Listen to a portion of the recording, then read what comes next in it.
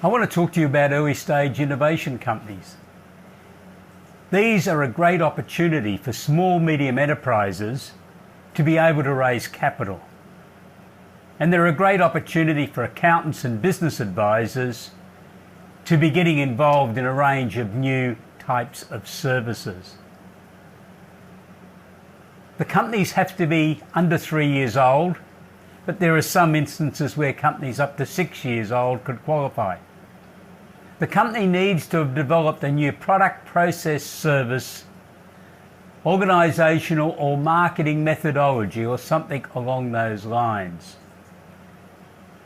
There are 3 tests and a company must pass 2 out of the 3 tests.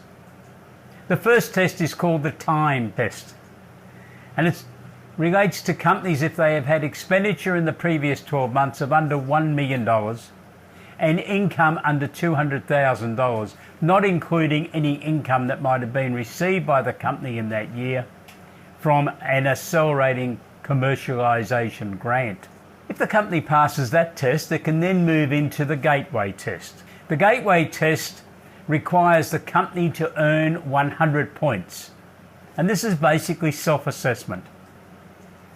You earn the points from expenditure that's been undertaken on research and development, whether the company has participated in the accelerating commercialisation grant, whether the company has been a member of an accelerator program, whether the company has already received $50,000 or more in investment from arm's length investors, whether the company has registered a patent or an innovation patent or a registered design anywhere in the world. Now, there are points allocated for each of those items, and if they aggregate to more than 100, the company will have qualified under the gateway test. Obviously, you need to put together a complete documentation file on each of those items to be able to prove to an investor, but ultimately to the Australian Taxation Office and Oz Industry, that the company has earned those 100 points. Now, if the company does not earn the 100 points, all is not lost. You can then move into the third test, the principles test. And this test asks 5 questions that the company needs to be able to respond positively to, and the answers are meant to be more than a one-line response. Appropriate documentation needs to be assembled so that it can be submitted to a potential investor, but most importantly in this particular test, to the Australian Taxation Office and Oz Industry, because most investors will require your client to obtain an Australian Taxation Office ruling that your client company has complied with the principles test. And the 5 questions are basically as follows. Is the business genuinely focused on commercialising this product, process, service, organisational or marketing methodology that is being developed? Has this company got high growth potential from that product? Will the company have the ability to be able to scale that business? And will the company be able to access a broader market than just the local market? And do the directors believe that this company will have competitive advantage in the marketplace?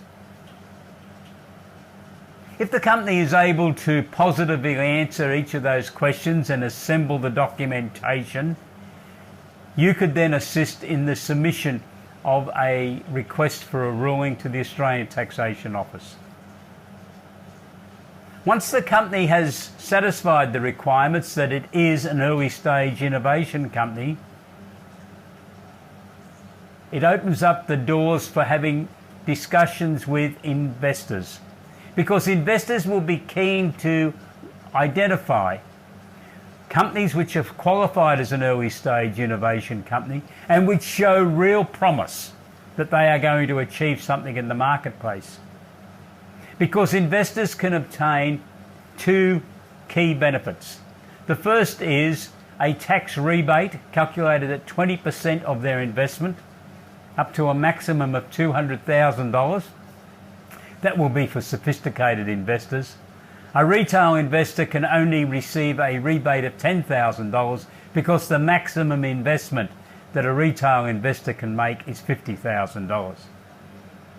And the investor will also be potentially eligible for a capital gains tax exemption on that investment if they hold those shares for longer than 12 months and less than 10 years. Early stage innovation companies therefore present a great opportunity for companies which have developed the new products, processes and services and who wish to raise capital, and to investors, and some of those could also be your clients, who are looking to get in on the ground floor of what could be an exciting new company and receive some taxation benefits for it. But there is also a very important aspect of why you would want to get involved in this type of work for you as an accountant or a business advisor, because it will be opening up a new income stream for you.